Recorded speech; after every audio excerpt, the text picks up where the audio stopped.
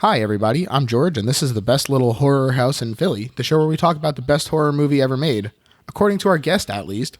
And today's guest is the creator of a great YouTube channel. He's out there doing some really great and insightful criticism. Mike Stone from Rotted Reviews is here. How's it going, Mike? Well, it's going pretty good. How you doing? Doing pretty well over here as well. So we've talked about horror before on your channel, but Yep. for people who are new to you, why don't you tell us a little bit about how you got into horror in the first place? Well, I remember going through the VHS aisles. I grew up in San Diego, and we had this VHS store called The Warehouse. And I remember going there, and it was always this kind of taboo thing. While everybody, in my family was browsing for their selections, I was in the horror section just looking at the boxes. And I knew that I would never be able to rent them. I was not going to be allowed. But it was still fun for me to go through there and just fascinated with, the front and the back and, so forth. And I kind of got exposed to horror movies by my father in small doses, probably actually a little bit more than I was ready for at the time. But I think it was around the time that I was a teenager, late teens, and I rented Evil Dead 2. A classic. Yeah, I remember having seen that box art so many times in that VHS aisle. And I finally decided to go ahead and give it a whirl, give it a rent. And it immediately started taking this fascination and actually turning it into an obsession almost. So that's really what kind of steamrolled things for me. That's awesome. And I mean, I think it's so awesome when movies like Evil Dead and Evil Dead 2 sort of spark this love in people, because I think it's really easy to tell in movies like that they're made with such passion and by such fans of the genre that I think it's really easy for that to communicate through movies. I think that this is one of the mediums where you can really kind of feel the passion of all the people working on it, and that's a really a particularly passionate one, it feels like. Absolutely, yeah. And your show is interesting because while there's no shortage of YouTube channels talking about horror, yours focuses on lesser seen and international releases. I'm curious what made you want to go that direction instead of talking. I mean, you definitely, other movies do come up, but I'm curious what made you want to go in that direction instead of, just hitting the latest and greatest blockbusters like everyone else. Well, it kind of started out as, I was way back when, decades ago, I was for a very brief period, a published film critic. So that's kind of more my origin. Film critic before YouTuber. And I had the itch a while back, about almost 2 years ago now. I had the itch to start doing movie reviews again. And the idea of having a YouTube channel was fascinating to me.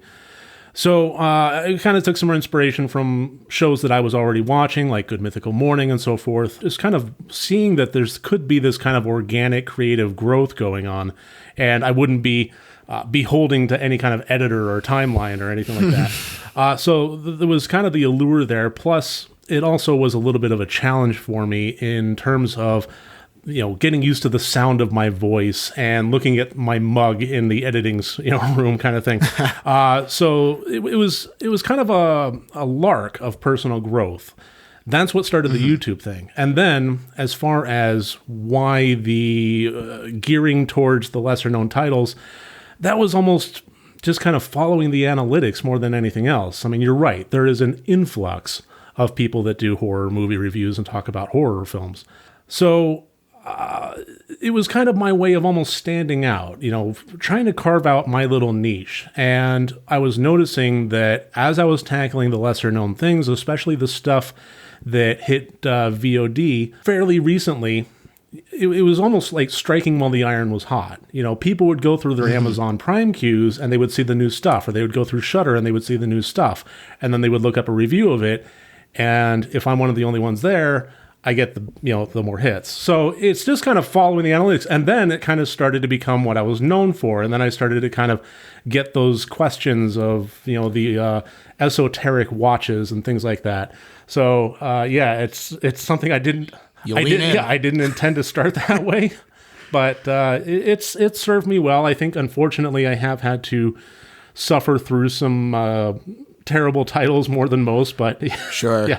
That's funny. And I mean, I love it. I think that you serve a really a noble purpose in shining a spotlight on some of these smaller movies. And I think that, again, it's some of these bigger budget movies don't necessarily have the same heart that some of the smaller ones do, and so very true.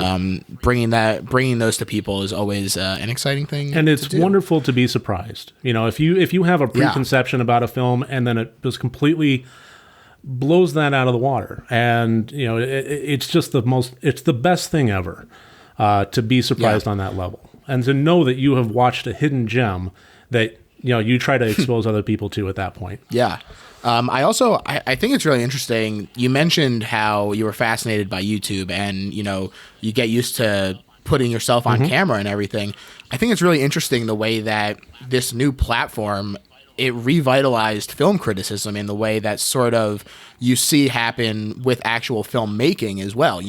When the personal camcorder became much more popular, people who weren't able to enter this forbidden area where it was very high entry cost and everything, all of a sudden that opened up to all these new people. And I think that YouTube and podcasting as well really sort of opened things up for a new wave of film criticism. And I mean, obviously you're going to have your wheat with your chaff, but I think that, it's definitely to criticism's benefit that all these new voices found a place to Absolutely. Be heard. And I was kind of in the, passenger seat, I guess, as this was starting to, back in the late 90s, early aughts, I was kind of involved in some production of some very, very indie films in San Diego. And it's just one of the best times I've ever had. But it was filmed on mini DV cameras, and I think it wasn't even 720p, it was like 480p. Right. And I got to edit those and so forth, and it was fun. But I still think that at that point, although we were seeing this kind of transition over to digital, it still wasn't quite there yet. So we were still looking at, if you wanted to be an independent filmmaker, you still had to have a baseline budget in the 5 figures, for just renting the equipment and developing 35 millimeter film stock.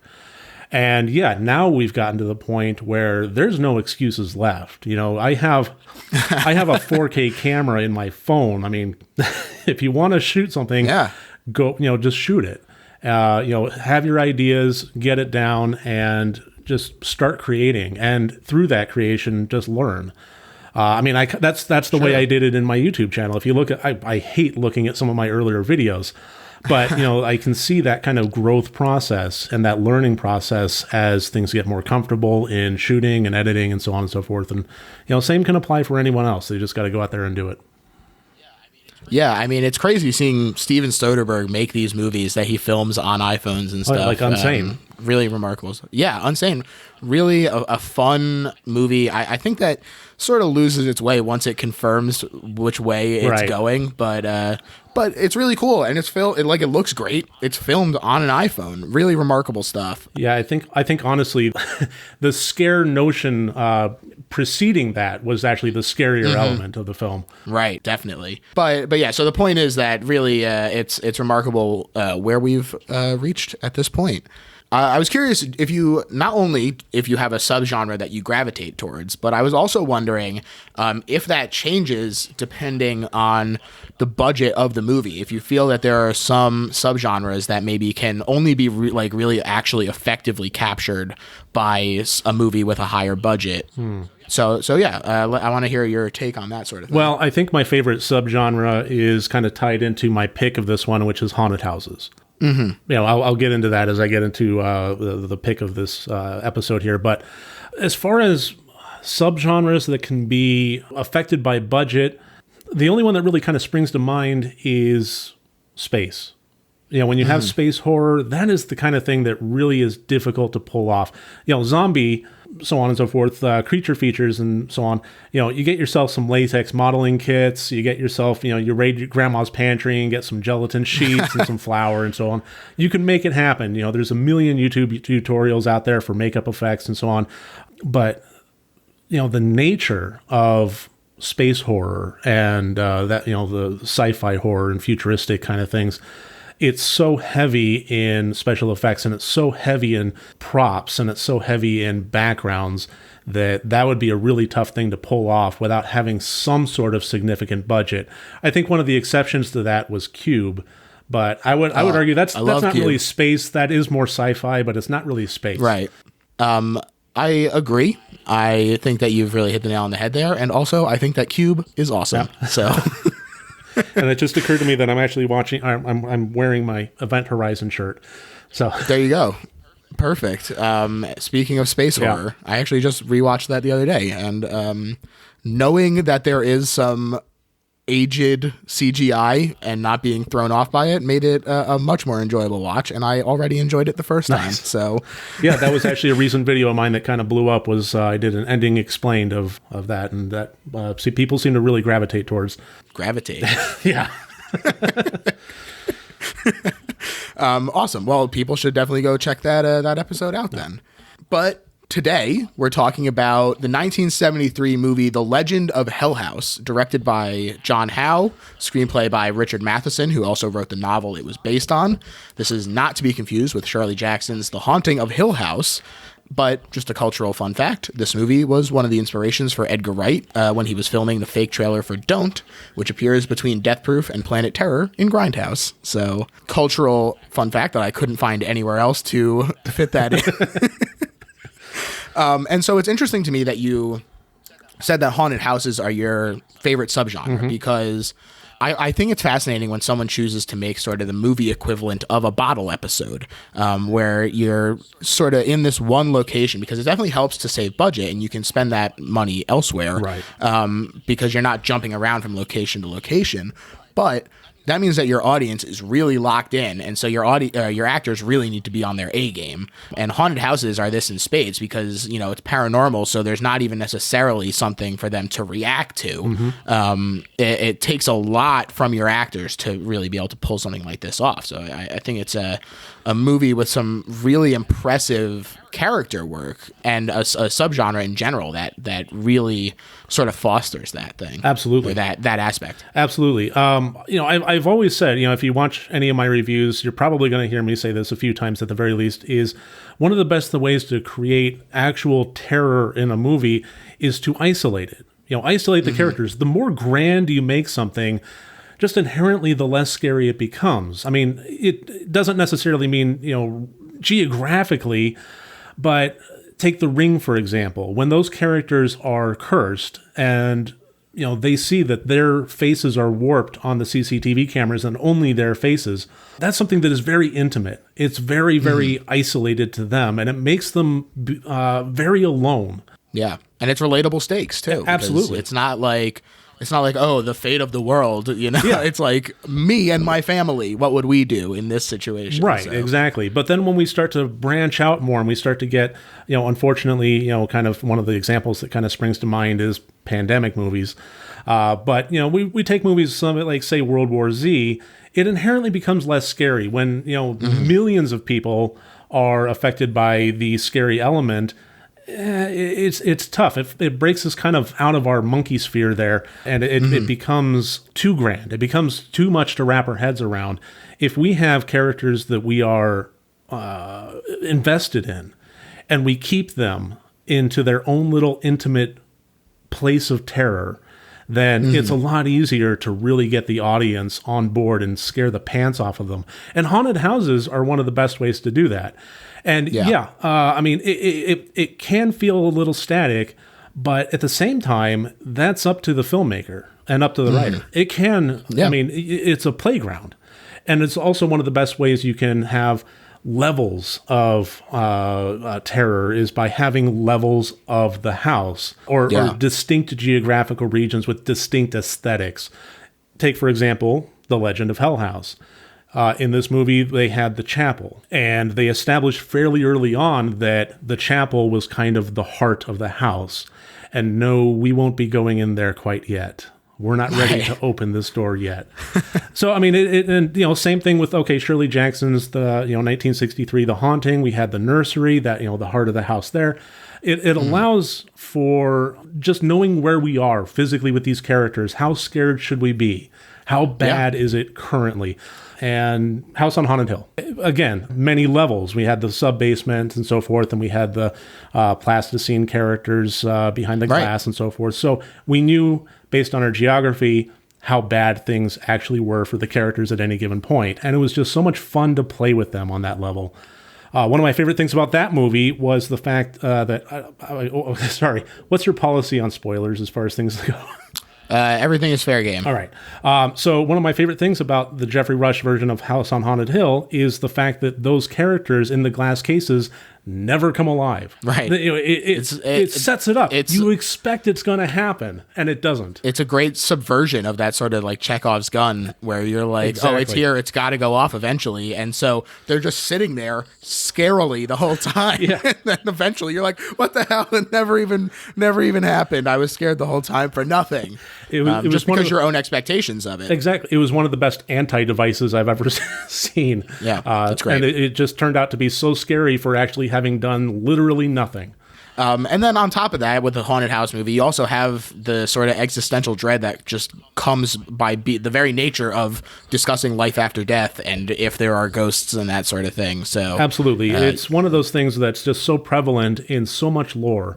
I mean, going back to like the old Dark House, that fantastic whimsical movie there. But even going further back, Frankenstein had his castle. Dracula had his castle. There's always that element of the dark house with the storm and the lightning crashing behind it and so forth that just really resonates with people.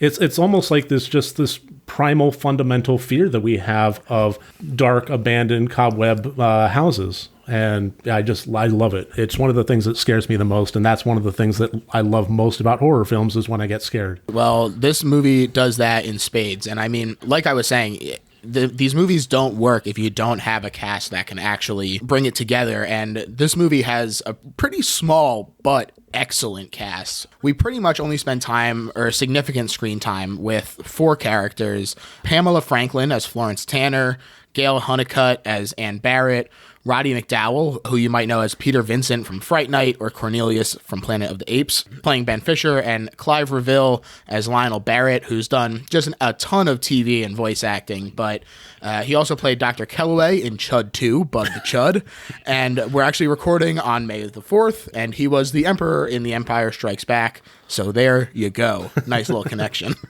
What do you think about this cast? I mean, as far as I'm concerned, they are absolutely incredible the whole movie. Very stellar all around. And in particular, in my opinion, Roddy McDowall. Oh, yeah. It would have been very, very easy to go over the top. And I would argue that Roddy did. But he did so in the most delightful way. And it wasn't extremely over the top. It wasn't Nicolas Cage unhinged over the top. It was basically just... I think a little heightened. Yeah, I think I said in my review that it was Roddy at his most McDowellist or something like that. And yeah, everybody in here did a fantastic job as far as the roles that they were portraying. Roddy as the person that had been scarred by the house before and was, entering into it for the second time reluctantly, but he needed the money. Had that great sense of trepidation about him. He knew the stakes, he knew the score, he knew how to survive, and he was going to do it by basically just going in. He was like almost going into prison. He was just going to go there, shut up, do his time, and leave.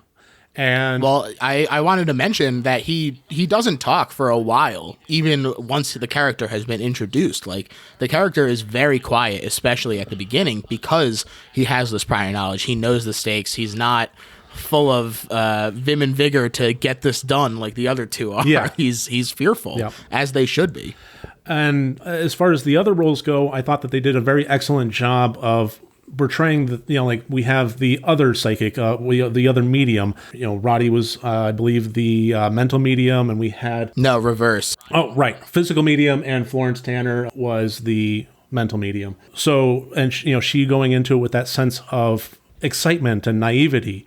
She was excited to get, some of her stuff recorded and, documented and so on, realizing that this was a dangerous place, but not understanding the extent to which. Yeah, she's young. She has a chip on her shoulder, feels like she has something to prove, especially in this community where there's a certain element of distrust from the beginning, because very easy to sort of be called a fraud or to be a fraud. So I think that all of that sort of baggage that comes with being an up-and-comer in an exclusionary community is portrayed to perfection. Absolutely. By Pamela Franklin. And so naive was she that she was, the information that the house was giving her, she was just trusting outright, which of course turned out to be subterfuge. But I just love that the journey that she went on as this house basically lied to her and tried to break her.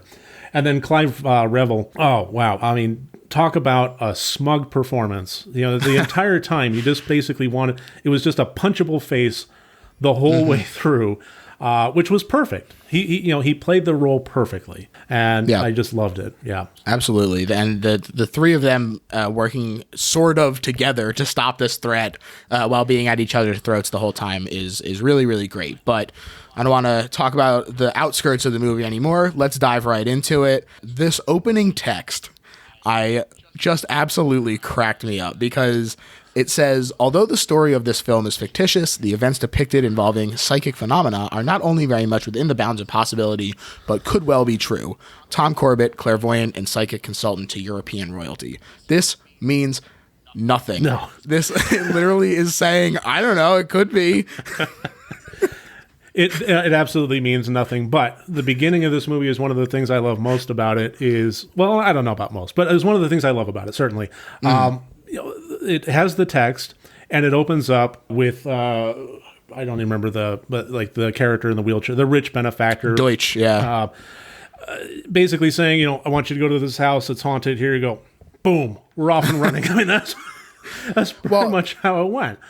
Yeah, it is. But even that very beginning, like where they're literally just giving you the most basic information, I think that they do a really interesting job with it. I mean, so Lionel Barrett, who we mentioned before, he's a physicist. He's called in to talk with eccentric millionaire Mr. Deutsch, who's interested in life after death. He's an old man. He's in this wheelchair. It's easy to see why he might be concerned about this sort of thing.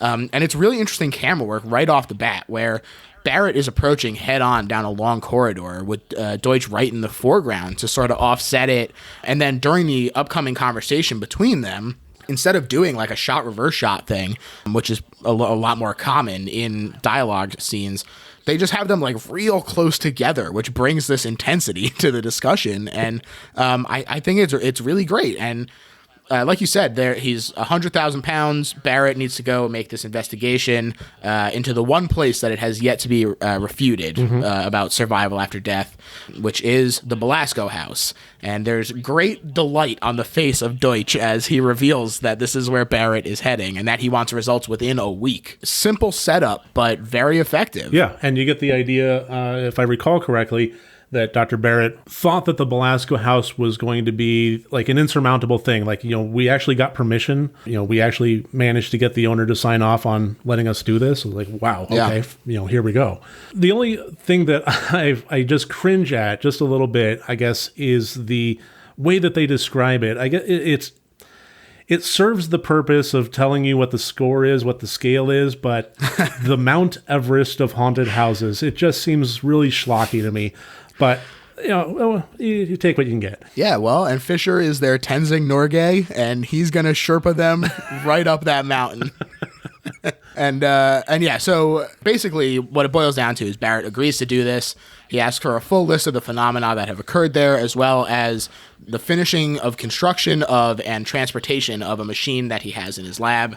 Again, very sort of Chekhov's gun, which does tend to happen in these, but I don't think that there's anything wrong with like strongly indicating that something is going to come into play later. I think that it has a nice sort of expectation of setup here where you're like, great, I can look forward to this coming back. Check it away, or like tuck it away in my brain box here. And so, yeah, so on the way home, he describes this Mount Everest of haunted houses, and the sort of history of the house comes out a little later, but we'll just talk about it now. Basically, it was originally owned by notorious quote-unquote roaring giant Emmerich Belasco, a 6'5" pervert, millionaire, murderer.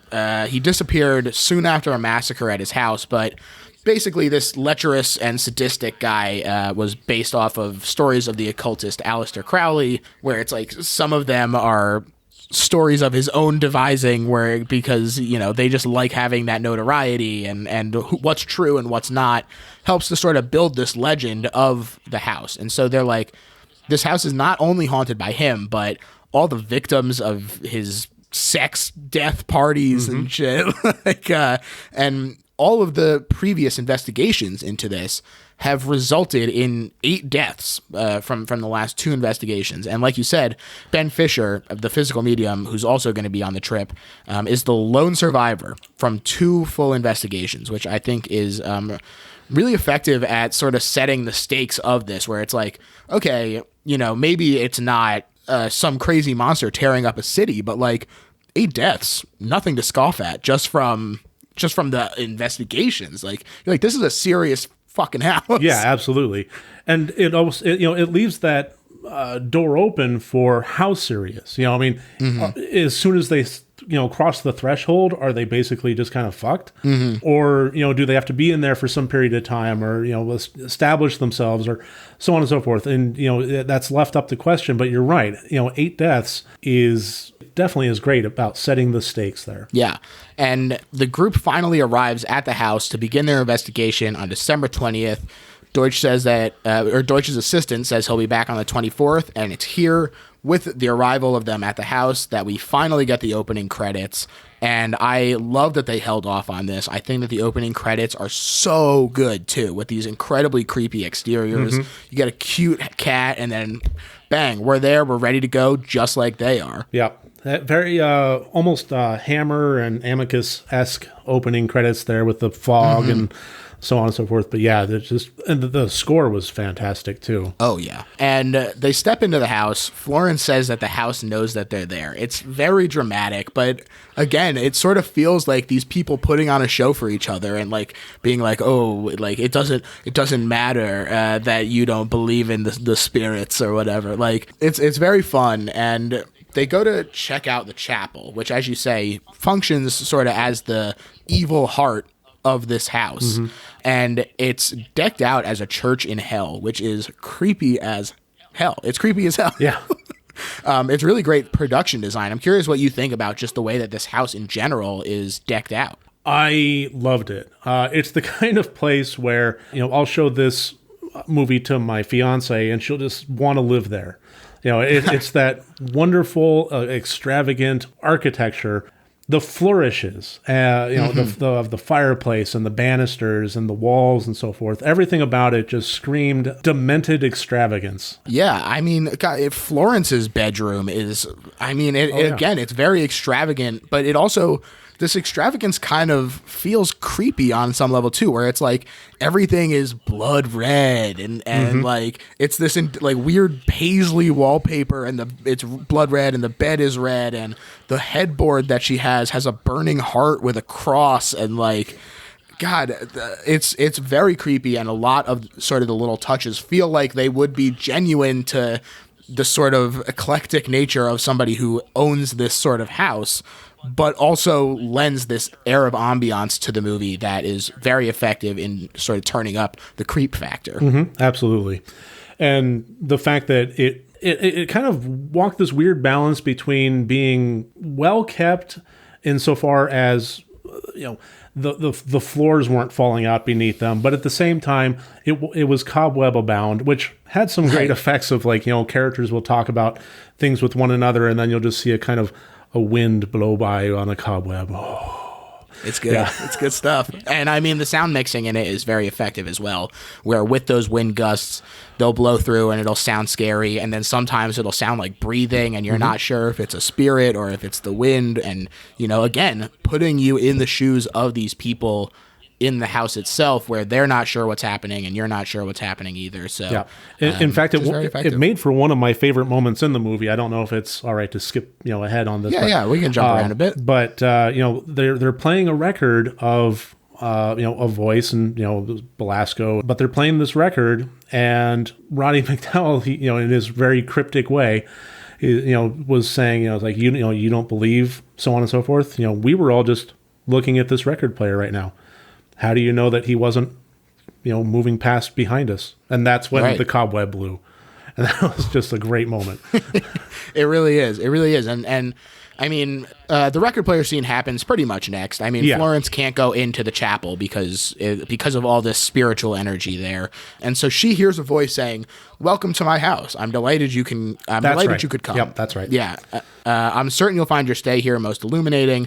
Think of me as your unseen host and believe. And then the scene cuts, and you're obviously led to believe that this is the voice of a ghost talking to her, and it's very creepy. And it turns out to be this record player, but we find that out along with the rest of the crew. And they play the rest, and basically it finishes off saying, I believe that during your stay here, I will be with you in spirit. May you find the answer you seek. It is here, I promise you. And boy, this discussion of how the record player turned on and this gust of wind, it really not only is effective as a scare, but it leads into how their dynamic is going to work. They've sort of felt each other out a little bit now, and we see how Fisher knows a lot about Belasco and Florence's belief in these surviving personalities. It's in this scene that we sort of get these characters fleshed out a little bit as well. Absolutely. Yeah, it's a fantastic moment. And I think that the next one coming up is their first experiment. Yeah. So before, I'm curious, before we go too far, what you think about having Barrett sort of be our central character. I mean, we're definitely spending time with all of them, but he's the first one we're introduced to. We sort of see things from his perspective in this movie, at least to an extent. I'm curious about what you think having the skeptic be the central character, as opposed to, I feel like in more movies, they have the skeptic sort of be like sniping from the side. I think that it was important to have the skeptic be the central character because I think that there was this movie was operating on, I think, two different levels. One was the scary haunted house movie. And the other was paying service to that opening text there. Almost infotainment. Do you want to know about psychics? The difference between mental and physical mediums. I think that it was trying to be as accurate as possible within the confines of entertainment as far as what a psychic medium is.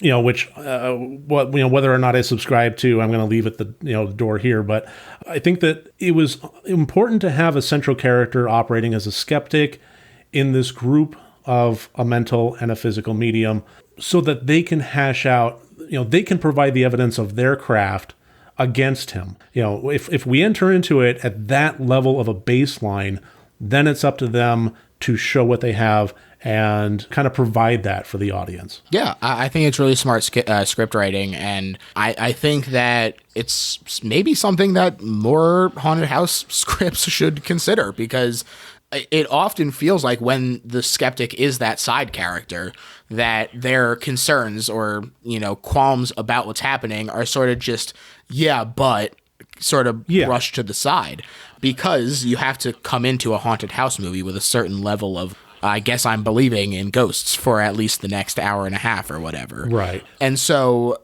this I think really shifts the dynamic of the audience relationship with the movie, and making it function in a way where you're sort of trying to figure out not only what's real in terms of their being attacked, but also like if these people are frauds or not, trying to decipher the mystery of who these people are and what level their powers are legit, I think is really interesting. Yeah, absolutely. And I think bringing up what you mentioned there, as far as having the skeptic as a side character, I think what that does is two things. Number one is, more often than not, it makes that character just the annoying, the person that you don't want to be listening to in the first place.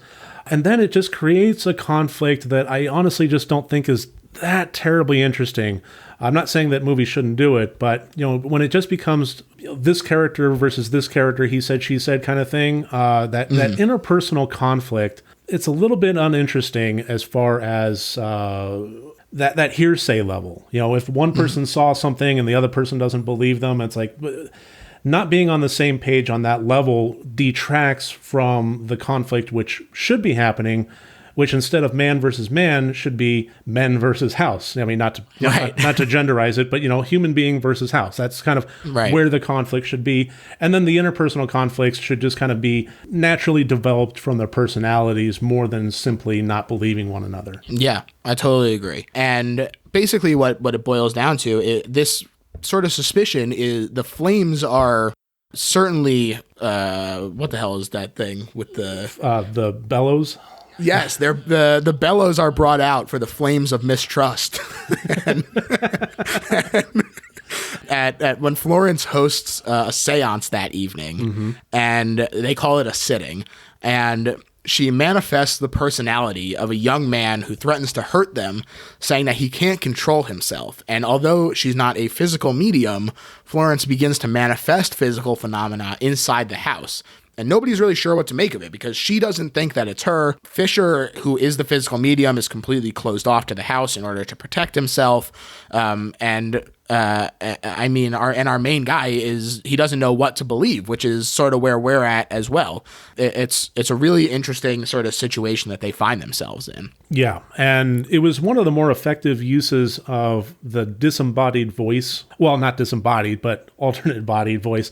You know, when the girl is speaking in low baritones in a kind of fractured voice that clearly isn't hers, it was done to great effect. Yeah. You know, it's one of those things that can be really hit or miss. And in this movie, it was absolutely hit. I love the way that when she did take on the personality of the younger Belasco, as he was basically claiming, the diatribe that she went on was fantastic. And the sound mixing of that was spot on perfect. You know, it didn't sound, low roar demonic, but it sounded definitely not hers. It sounded menacing. It was great. Right. It was menacing because of the change, not because they had shifted the pitch down to whatever the hell, that demonic tone that is found in a dozen and a half cheap movies, trusting the audience to understand what's happening and be scared. Yeah. And I think that I'm auditorily recalling this. But if I recall correctly, it kind of had a double layer, like it had her voice. It did. It kind of wavers back and forth a little bit. Yeah. So I think that was also pretty effective instead of just changing it entirely to have that kind of impossible multiple layer there. You can't go high and low at the same time, but this did. So that was a great thing that, when you achieve the very, very simple impossible, that's something that's super creepy. Absolutely. And this spirit is claiming to be Daniel Belasco. Florence is getting ready for bed later in the night, and Daniel revisits her. And again, there's this menacing wind that blows through that sounds like it could be breathing. And Florence tries to talk to this ghost, but he storms out in a ghostly huff. And she tells Barrett in the morning that she's convinced that Daniel Belasco, this younger Belasco, is a major cause of the haunting. He's violent because he's scared, and if she can convince him to move on, they'll have made major progress towards curing this house or cleansing the house in general. And she's so pleased by this progress that she says that they'll do another seance, this time under scientific conditions. Another very cool scene, some very cool lighting here, and it's very tense sort of hearing the conditions change because Barrett is, he is the skeptic, and so he has this very measured tone, and he's reading things out very clipped, and as things start to change and you hear sort of the notes of emotion start to creep into his voice, you realize like, oh, I need to understand that something is happening, even if I don't understand necessarily what's happening. Yeah. And honestly, one of the things that I loved about this scene was the short-clipped monotone, just facts. He's, basically narrating on a scientific level his notes. He's speaking his notes into a recorder, 1057, temperature, blah. And I love that kind of scientific method towards this. I think that lent it a little bit of weight. It's one of the things that kind of annoys me about watching some ghost hunting shows is when they go when I'll just call it out, when like Ghost Adventures and Zak Bagans, when they go to a location, it's under the pretense of we're going to try and solve this for you. We're going to try and make it so that, whoever is haunting this will move on. Right. And it's done with, and then when they go there, everything is an element of surprise, like obnoxious surprise. So many bros and dude. And honestly, if they were going there to solve this mystery and simply, get a spirit to move on, you'd think that it would be with the same level of clinical precision. You'd think that it would be, Okay, voice box, came up, this said this word and so on and so forth. Okay, well, let's compare notes. But that level of disbelief that little meter jumped or that little light turned on or that little light turned off, it doesn't speak to solving the problem. It speaks to trying to prove and document life after death, Right. or just entertainment. Sure, Whichever right. you want to do. And when you're going out and you're on your 384th house tour, or reading, however you want to put it, you'd think that the element of surprise at that point would be gone, that your meter, jumped from 1 to 2. At that point, I wish that shows. There are a few ghost hunter shows out there that I actually do watch and that I do enjoy because they take that analytical approach. They observe things, they treat it with an air of skepticism. It's like, okay, well, we're getting something here, but we actually just noticed that you have a grounding fault wire here or some unsheathed old knob and tube wiring that could be causing this. So you should get that fixed. I don't think there's anything paranormal happening here. There you go. Done and done. That's something I get behind because I do love the analytical. So yes, the analytical thing that Dr. Barrett character was doing here was right on par with what I would expect out of a situation like this, out of what his character would do in this moment. Right. It follows the internal logic, which means that we're along for the rest of it as well. Because when things start to get beyond the scope of logic, we're like, well, we know that they're doing things right for the logical stuff. So it stands to reason that they're going to do the right stuff moving forward as well. So it really gets you behind the character, I think. Absolutely. And then as the character continues on, almost obnoxiously resolute in being a skeptic, the more that the situation kind of presents itself as being a true haunting, the more his skepticism makes him the smug, unlikable character. So he doesn't change a whole lot, but the situation changing around him does alter the audience's investment in him. And I mean, his perspective definitely does not change. He fights more with Florence about his general attitude of distrust and her claim of Daniel Belasco visiting her. And Barrett is attacked by an invisible force who does all kinds of crazy shit here. And there's just a really great chain of effects and stunt work here as he's dodging planks with nails and fireballs and falling chandeliers. And finally it stops when Florence shouts no. Yeah. And so he suspects that Florence is using the house's energy against him, trying to get rid of him and Fisher. Yeah. But she thinks that Fisher is being used, and Fisher thinks that it's her. And they're all sort of not believing each other, even in terms of their motivations or their intelligence levels, in terms of being able to understand what people are doing there and why they're there. I think it's a really interesting triumvirate dynamic in that they're quote unquote on the same side. And yet they could not be more antagonistic to each other, right? In a way that feels realistic and not just we need these characters to not like each other. Yeah. Because they're coming at this situation from different angles. And that's the interpersonal conflict that I like, because that feels a lot more organic. It feels a lot more natural. And I think this is one of the moments in which Ben Fisher starts to really, shine, is him trying to theorize what's going on. He knows that the house is alive. He knows that it's dangerous, but he doesn't know what actually crashed that chandelier. Right. Was it Belasco? Was it the house? Or was it, Florence? Right. And as he's trying to figure this out, he's also trying to, do it with one hand tied behind his back, because although he can hear and he can see, he's not allowing himself to feel. He's not using his third eye very purposefully. So he's trying to flesh out the reality of what's going on while also handicapping himself, because to open that third eye would be way too dangerous. And, seeing him try to be understanding and sympathetic towards Florence because he sees her naivety and he sees that she is in great danger with how much she's been opening herself up. He's trying to be understanding. He's trying to take her under his wing. And I love the way that the characters start really developing from that moment. It's, I think, really one of the turning points where they sort of just get everything out in the open, and sort of the relationships developing from that point.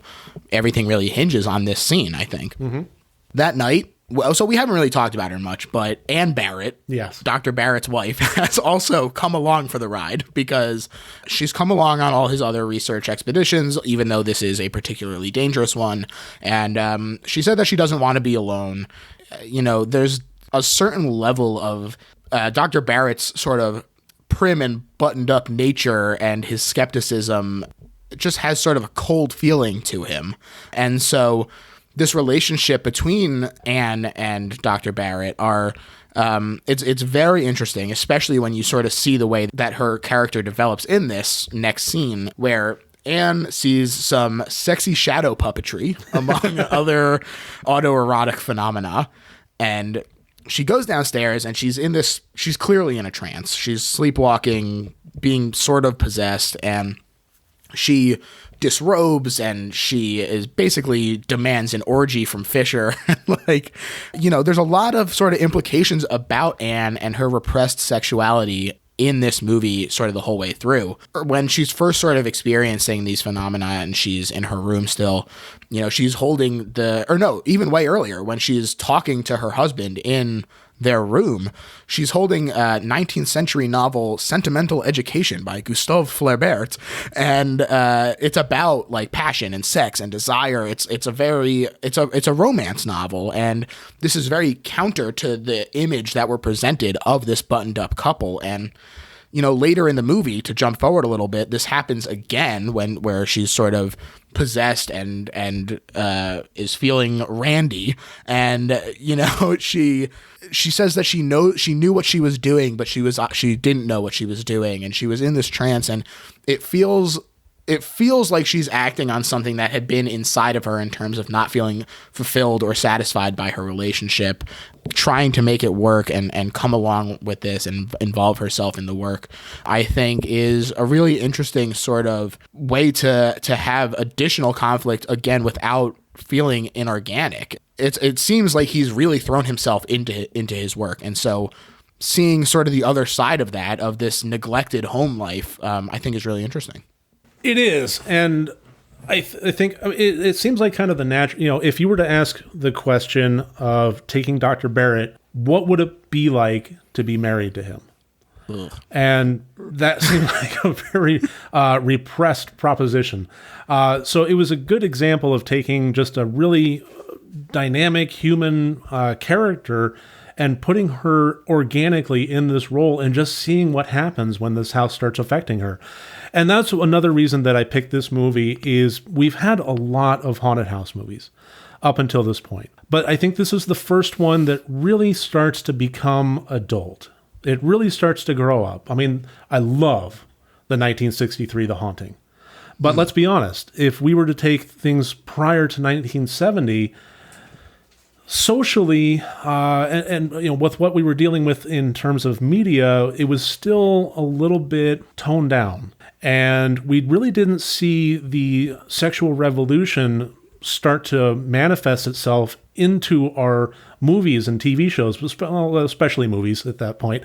But this is one of the first haunted houses that really feels no holds barred adult, in so many ways, with, scares and with blood and with, thematic elements and with sex. So that's another reason that I do love it, is it feels like almost the next progression. And it genuinely shocked me when I was watching this movie. Like, this was my first viewing of it, and I didn't know what to expect. A lot of my sort of expectations of haunted house movies, because it's not necessarily my preferred subgenre, are informed by a lot of those classics, just because that's more what I've seen. When I've invested myself into a haunted house movie, it's typically stuff like The Haunting. And so seeing this movie be so frank about sexuality and the way that people actually act, I think it shocked me, and in a really positive way. And it, like you said, made it feel much more adult and like this is a real situation. Mm-hmm. And I mean, when I was reading about this movie, and I was reading about how this was actually toned down from the book, it's that sort of level of prudishness that was there from prior to the sexual revolution definitely still impacted it. But without a doubt, this is a huge step forward in terms of gender politics and, women having a sex drive and being sexual people. I think that it was a really interesting character. Absolutely. And the way that the house affected her with that kind of primal level, not really, possessing her necessarily, but yeah, I think you kind of nailed it as far as taking away her inhibitions. And, was it really completely changing her personality? I don't think it was. I think it was just simply taking the emergency brake off and letting it roll down the hill to the ultimate speed that it wants to go to. Right. And we've seen them talk about how it's not necessarily that the ghost is like, hey, do this thing, but that it is able to suggest things to people, that it makes people go over to the record player and everyone pays attention to it. And, it makes Anne go over to these books and sort of, have these emotions sort of, the bellows are back out, baby. They're flaring up. And it's, and I just think that it's not only is it a really interesting approach to this character, it also reinforces what we know about the ghosts and the way that they work in this world. Right. Which also makes sense from the point of view of the ghosts continuing on the malevolence that they had in life. The backstory of Belasco, it allowed that to continue flourishing in the spiritual presence. With all the orgy stuff and murder stuff and so on. And so Fisher, he slaps her to snap her out of the trance, and she runs off, horrified, embarrassed. And Florence is, meanwhile, hunting for proof of Daniel Belasco. Mm-hmm. And she's attacked and claims it was him, pointing to a skeleton chained behind the wall and hidden away. And she says that this is Daniel, and his spirit attacked me, but there he is. And they bury the body and they hold a funeral to try and usher it along. But the spirit continues to harass her, which is bewildering to her as well as the rest of them, who are even like, I don't even believe in these personalities that survive past death. But even if I did, wouldn't it have gone on by now? Yeah. So I think that it's interesting, again, sort of when you play by this internal logic, when you do things that shake that, it makes it much more scary. Mm-hmm. And you also have a multifaceted level of conflict, interpersonal conflict, because you did have Dr. Barrett still continuing on in his resolute, irritating smugness, saying that there is no haunting, you're doing this yourself, stop lying to us, kind of thing. And then you also have Fisher feeling sorry for her because he, although he doesn't exactly know what's going on because he hasn't opened himself up to this point, he has in the past been a part of this house. So he knows what it's capable of. And he also knows generally who is and isn't present there. So this whole Daniel Belasco thing, he's basically, it's like, I want to help you, but you have to understand that you're being lied to. She's not only being lied to, she's being constantly attacked. The spirit is attacking her. She gets attacked by a possessed cat, and this attack scene is just great. It's funny, but also I have cats and they are extremely pointy and painful at times. And so I really sympathized with her getting attacked in this way. And it keeps swinging between this cool moving shot and more traditional lockdown shots, and it keeps you off balance in a way that makes you feel like the ghost is there. It's doing these interesting POV things, but also it could just be sort of a floating shot from above. It's a lot of really cool stuff happening all at once, but it's in the rest of the movie as well. Mm-hmm. And the more she gets attacked, the more happy she almost seems because this happened in this way, so now I have this new piece of evidence to support my theory. And right. Well, and the fact that it feels like the house has sort of chosen her to sort of be this conduit, and that Daniel feels like, Daniel in quotes, feels like he can trust her and talk to her, and that when she feels special, in fact, it's the house using her. Mm-hmm. And it's tragic. It's really tragic. It is. It is. Barrett suspects that Florence is actually mutilating herself to convince them that this is happening. But she's convinced that Papa Belasco is a spirit strong enough that he can overpower the will of the other spirits in the house, including trapping Daniel there, which is why he hasn't moved on. And the second seduction attempt between Fisher and Anne occurs. This time she is awake, but she is drunk. And this time her husband sees. He arrives a moment later, and he sees her coming on to him. He does see Fisher say no, which is, again, feels much more realistic in terms of setting up future conflict. It would have been very easy for them to go for the cheap, like, oh, how dare you, I'm gonna punch you for like trying to cheat on my wife. But instead we sort of get this more knowledge of like Barrett understands this sort of frigidity that has been existing between him and his wife, and you know, this fear of losing her because he's so invested in her work sort of bubbles to the surface, even though she didn't actually cheat on him, right? You know, and that he knows that they're in this environment that could certainly affect people. Yeah. It's very interesting. It's very realistic. I like it a lot. And you know, there's another really cool POV shot where when they notice him up there, like her vision swims and we're from her perspective, and you know, she falls to the ground. It's just a very cool scene. So two things I want to point out here is, one, I think this scene is one of the pivotal ones in terms of a handshake. We're pretty much handshaking with Dr. Barrett as the skeptic lead, handing over the reins of the main character over to Fisher at this point. Fisher has been a very important character, but has not really been the main character. And I think this is the point in which Fisher starts taking the reins. And I love that transition there. So by having Dr. Barrett kind of in the dark about what's going on, but following Fisher, it does kind of swap the lead there.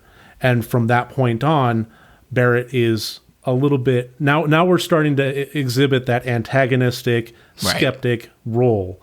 But we've done so good of a job establishing him up to this point that it feels annoying, but perfectly within the context of the character. Yeah.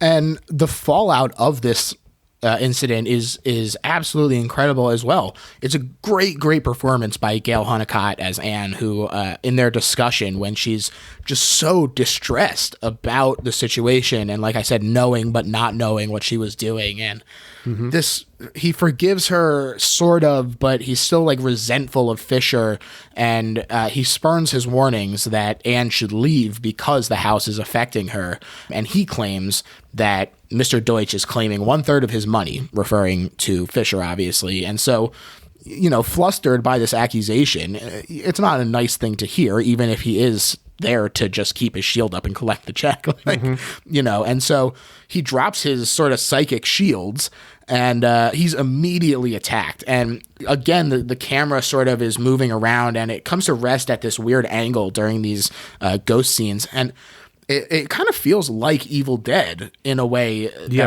I really enjoy, where it comes to rest. It's not like quite a Dutch angle, but it feels a little tilted, and it's up in the corner. It's very cool stuff. And, you know, I wouldn't be surprised if Sam Raimi had seen this many times when he was developing his style. So yeah, it definitely has that aspect to it. I do want to point out one quick thing on the previous scene, as far as when Barrett was confronting Fisher about his wife. And you mentioned that instead of having the obvious conflict of, you know, catching them, that Barrett instead, you know, was mentioning the frigidity and so on and so forth, or, you know, the tension between he and his wife. I love it when a film or a TV show takes a very, very easy target in terms of conflict and instead flips it around and makes it a non-issue. House of Cards did a great job of that. There was a scene in which the main character started to become involved with somebody other than his wife, and it was a journalist. There was going to be some press written. It was pleasure, but it was more than anything else political. And you think at that point, you know, this was fairly early on in the series. You think at that point that there would be like this long stretch of multi-season conflict of, you know, will I he have get this caught? blackmail. Yeah. And instead, she finds out pretty quickly. You know, she finds out, he tells her, and she's like, okay, how long? You know, is it, you know, personal or professional? Okay. You know, and that was it. So it, you know, took that easy, you know, target and just completely flipped it on its head and really fleshed out these characters with this whole new dynamic that you weren't expecting in the first place. And that's exactly what this movie did with that too. Yeah. Instead, it reveals his wife as another political player, instead of just, you assume that she's going to be, oh, this housewife who has no idea of the machinations of what this character is going through. Instead, she is in fact right at his side, understands exactly what they're going through. I agree. I think it's a really interesting way to keep things fresh and to create that dynamic between the audience and the characters that they're watching of like, oh, now I am much more interested and invested in where this is going to go because it's not the same thing we've seen 1,000 times. Right. Fisher is shook by this attack here, and he attempts to convince Florence that they're screwed by discussing the deaths of the previous crew. And this is another really great scene where the camera is like slowly rotating around him in close up. And I mean, it's just a really solid performance by him in this scene where he insists that he's going to remain shut off until he's 1,000 miles away, and he suggests that she do the same. Is this when he was just recalling his past expedition? Yes. Love that. Yeah, it's so good.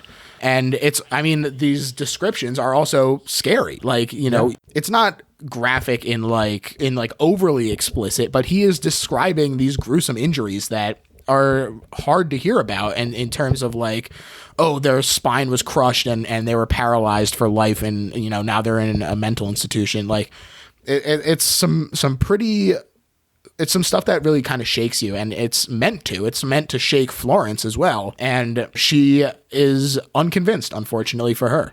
So, and another thing I love is we are clued in along with the characters about the nature of what's actually going on in that moment, but neither we nor they understand it yet. That was a major clue, is when he's starting to go on about the injuries as far as revealing the why of the house. I love when we are provided with clues that don't slap us across the face and saying, hey, it's a clue.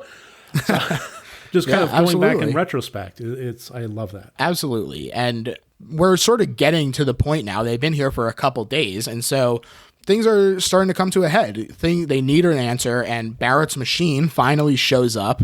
Chekhov's gun goes off. Here it is. It's assembled. It's intended to de-energize the house, and they say, we're going to do this tomorrow. And Ben attempts to dissuade him, but Barrett says he's going to go ahead because he's sure that both Florence and Ben are wrong. Mm-hmm. Meanwhile, Florence has just been continued to be harassed this entire time. There's a cool camera spin that happens while she's like disoriented. It just does like a sweet spin. And in an attempt to put Daniel to rest, Florence reluctantly has sex with the ghost. And again, it would be very easy for this to be sort of handled in a corny way where it turns into like the Ghostbusters blowjob scene, but instead it's handled not only is it handled in a very serious way, but this religious aspect of the way that Florence views her gift, she's reluctant not only because it's a ghost, but because it conflicts with her religious ideals. And so sort of this desire to be special and the one who can do this, who can free the spirit from its bonds here, she compromises her religious ideals. She says that she's going to do this in order to free him as an act of love from God. And so instead, this character does this intense moral deliberation, finally does it, and then instead of paying off in a way where like, yeah, the ghost goes away, it brutalizes her and possesses her body. Like it goes inside of her, and like she feels him inside of her trying to control her. It's a really intense scene that I think does work, but it would be so easy for that scene not to work. Absolutely. It was the final culmination of the lie. It was the ultimate corruption in terms of what they were wanting in the first place, with this whole Daniel Belasco sub-story. Right. And it was heartbreaking, and it was extraordinarily creepy. You're right. It was done in a very serious manner, and it could have been very corny. It could have been very, very cheesy, but they really worked a very fine balancing act here, and you always felt that tension. You were always waiting for this to go spectacularly wrong. Mm-hmm. Because the one thing that you knew as the audience member, you didn't factually know it, but you suspected very, very strongly at this point that she was being lied to, and this was definitely not the right call. So, you were just on the edge of your seat, just kind of waiting for it to go wrong. And then, of course, it does. It sure does. And finally, the day is here. It's Christmas Eve. Everyone gathers around the Yuletide ghost-destroying machine. Florence, like I said, she's possessed by the spirit of quote-unquote Daniel. At the time, we don't know that it is, in fact, Enoch. Enoch, is that his name? Whatever the hell. The elder Belasco. And Florence tries to destroy the machine because she says that it's going to hurt the spirits in the house, and it's just going to send them from one hell to another. But she's prevented from doing serious damage, and Barrett is all the more convinced that he's right because of the attack, which I thought was a very realistic and interesting sort of character moment for him. Yeah, absolutely. I mean, from his point of view, this was her last-ditch effort to prevent herself from being exposed as a fraud. Right. Or at the very least, exposing that, there is no haunting element of the house and that it's all coming from her. That Right, and at worst, destroying basically everything that she believes in terms of surviving personalities and what she's devoted her whole life to. Right. So, of course, what he's theorizing, this absolutely cements it. That's a fantastic logical conclusion. That's a great way for, that the author said, okay, this happens, then this happens. How does this character, not necessarily how would I react, but how does the character react? And that was just pitch perfect. Yeah, and Barrett is setting things up. He's sure he's won, and so he takes his eyes off her, and Florence goes into the chapel, which, as we discussed, has so much like evil energy coming from it that it functions as the heart of this house, and she tries to warn the spirits there, but she's crushed by this falling crucifix that is like Jesus with horns, and she realizes that they've been tricked. Too little, too late, but she does finally realize. And there's this spooky, faint laughter in the rafters of the chapel. And as she dies, she draws the letter B in her own blood, and she circles it. And Barrett, he's in the other room. He activates his machine. It seems to be effective. The sound of screams fills the house. And Fisher, he reluctantly but does open himself up to the house. He wanders around. He's sensing the psychic energy, but to his astonishment, completely clear. He says he's psyched as hell. Yeah. He's astonished too. But all of a sudden, the energy returns, and with it, this sort of violent activity reoccurs as well. And boy, it kills the heck out of Barrett, finally. After all these attempts to take him out, Barrett is finally crushed in the chapel by a chandelier, and it's brutal. This death is sort of the tipping point for Fisher, where he has had enough. Anne is obviously upset at the death of her husband, and so the two of them go to confront the house, and they decipher Florence's dying clue of this B to realize that the elder Belasco is in fact the sole entity haunting the house, that he's been masquerading as these other ghosts and basically just messing with the inhabitants by pretending to be Daniel, and use this as sort of his sadistic game. All of these sort of cruel and sadistic elements of his nature manifest themselves as him portraying these other characters just to mess with people. I think that it's sort of hinted at earlier in the movie, but when it does finally come together, it's very satisfying. Absolutely. Yeah, first of all, it was fantastic at this point to see Dr. Barrett go. But at this point, in the movie, you want to see him die. Right, and I didn't think that they were going to kill him off. I thought that he was going to escape and be like, oh, I guess I believe now. But no, they take him out, and it's really great, and it's shocking because you feel like you're so far into the movie that they're like not going to kill anyone else at this point, that it's sort of nearing the off ramp, and instead, there he goes. Yeah. And I think it was very heartbreaking to see that Florence came to this realization of this ultimate truth just before she died, because she was operating on this sense of not only Daniel, but that the elder Belasco, she didn't not believe that the elder Belasco was around. She believed that he was around, but torturing and controlling all of these different spirits. And she wanted to operate in service of them. She wanted to help them. She wanted to help Daniel. She wanted to get these innocents from under the elder Belasco's thumb. And she manipulated that, and it works very, very well in terms of sort of this, again, like I said, it's a genuine tragedy, like in terms of like the truest meaning of the word, where it's her own sort of blind optimism sort of led her to this point, in terms of optimism about her own abilities and optimism about sort of the nature of the people that she would be talking with and communicating with. Yeah. There was something really like hero's journey-esque about seeing Fisher finally have enough. Stand up, ready, that's it. He was attached to Florence. He wanted to protect her. He couldn't. And he's coming, he's seeing that she came to this realization, she came to this truth. He's absorbed by this absolutely tremendous sadness. You're right, it is a tragedy, and he felt it, and that was it. Now he's no longer a passive bystander, and it's not even that he's moving into more of an active role, he's moving into an adversarial role. Like, fuck this. Yeah. I'm coming for you now. And that was really interesting. Absolutely. I mean, he realizes, based on the nature of the deaths, that Belasco has this like obsession with spines and legs, and that this is like his weak point, this obsession with the extremes, that he's overcompensating, and that he in fact was a puny little nothing, and he taunts Belasco with highlights including declaring him, quote unquote, no roaring giant, but rather a sawed-off little bastard, and that he fooled everyone about his height. And it's really nice sort of seeing this outburst of rage from Fisher, who has been so reserved up to this point because he's refusing to connect not only with the house, but to an extent with the people around him as well. And so finally,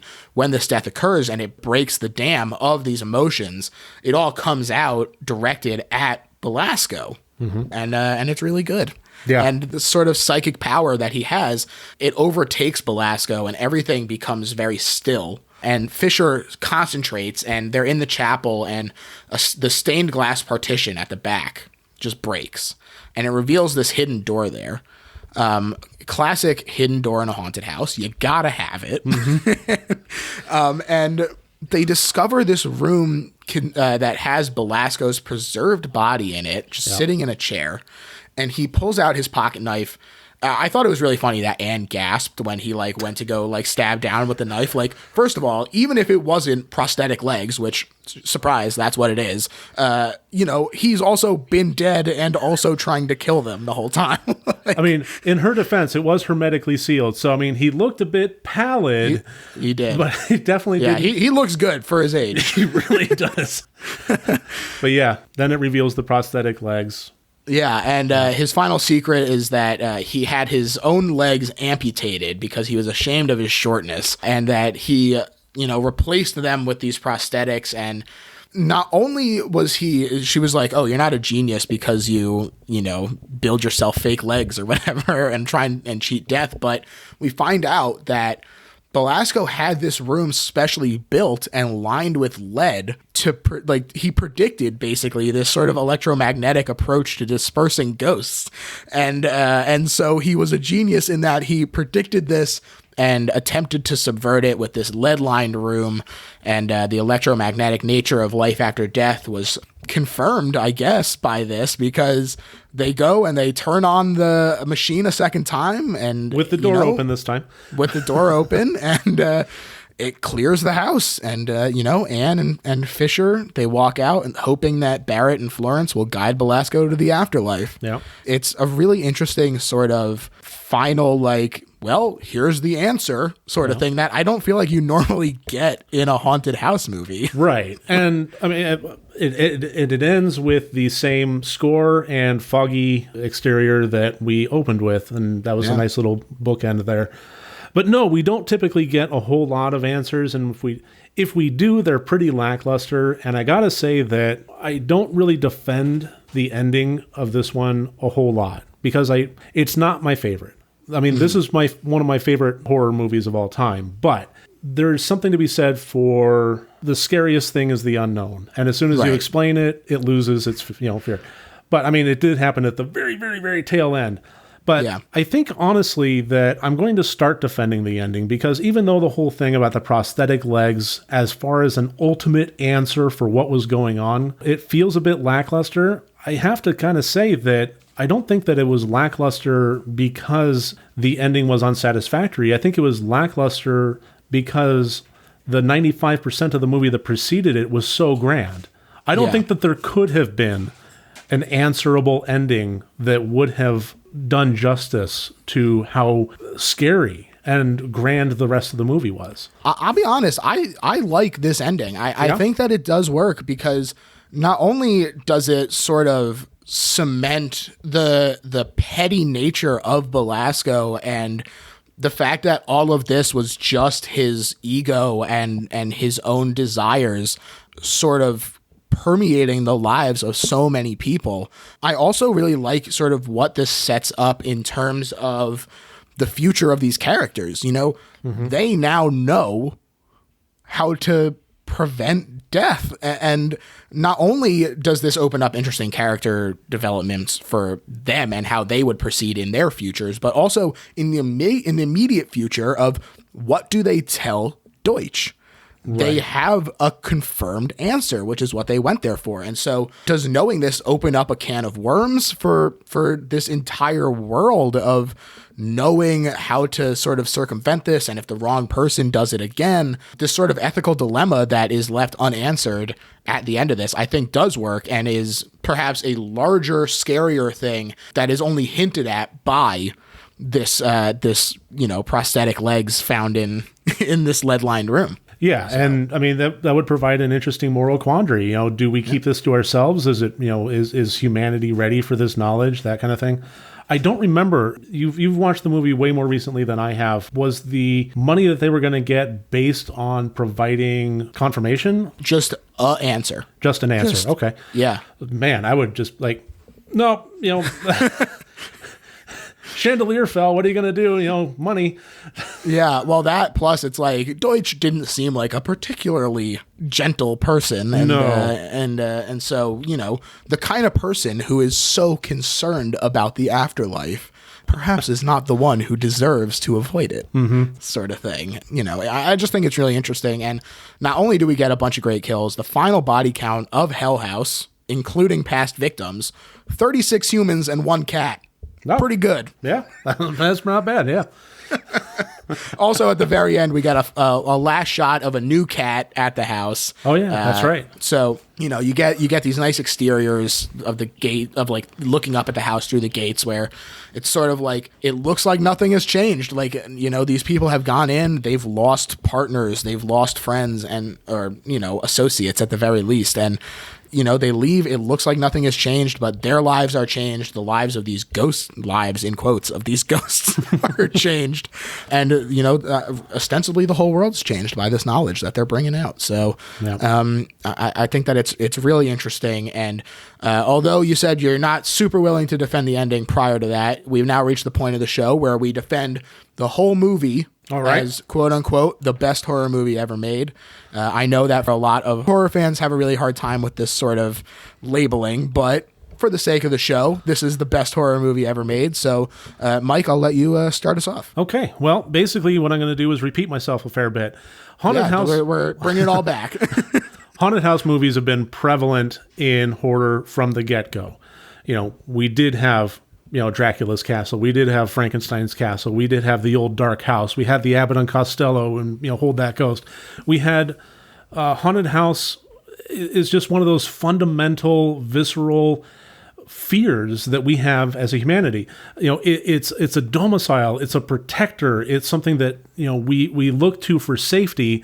And to have one old and abandoned and rickety and not just no longer safe, but actively dangerous, not to mention the past history of whomever might have occupied the house in the past still residing on, embedded and imbued within the timbers themselves. It's fascinating. And this is the most grown-up adult haunted house movie of its time. We did have the absolute classic of 1963's The Haunting, and I adore it. It's one of my absolute favorites, but I would say that this takes it to the next level, the next logical level, the next human level. It takes the concept of these characters trying to prove life after death within the confines of this really evil house, and then applies really strong human aspects of sexuality and depravity and murder and so on. And it takes it from that, ooh, spooky kind of thing, going on a serious level. It takes that, there's nobody that lives closer than town, in the night, in the dark. It takes that spooky aspect and makes it dangerous. It brings it to that next level of violence and gore and sex and death. And it does it in a way that is interesting and insightful without actually going over the top. It really goes right to the edge of over the top in some scenes.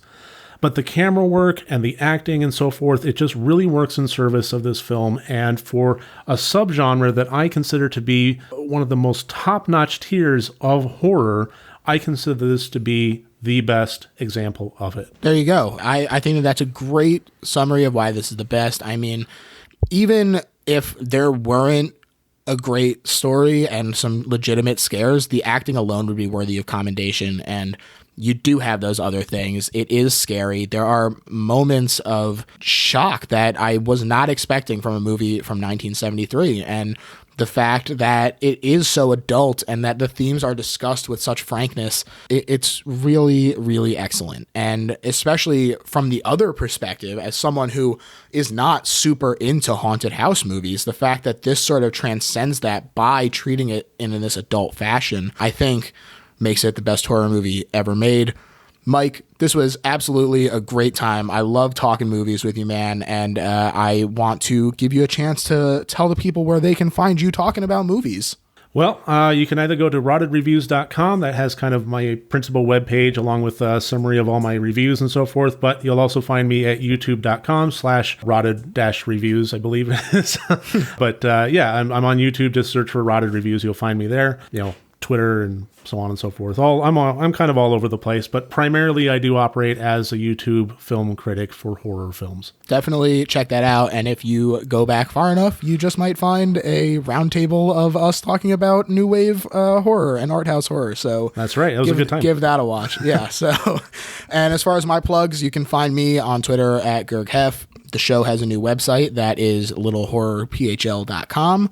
But if you don't want to listen to the site, or if you don't want to listen to the podcast on the site, we're also on all your typical podcast places. So rate and review us on those things, and buy some merch if you want. And also tell a friend, because that's just as helpful as anything else. And it's very easy. All you have to do is go, hey, have you heard about this podcast I like? It's called The Best Little Horror House in Philly.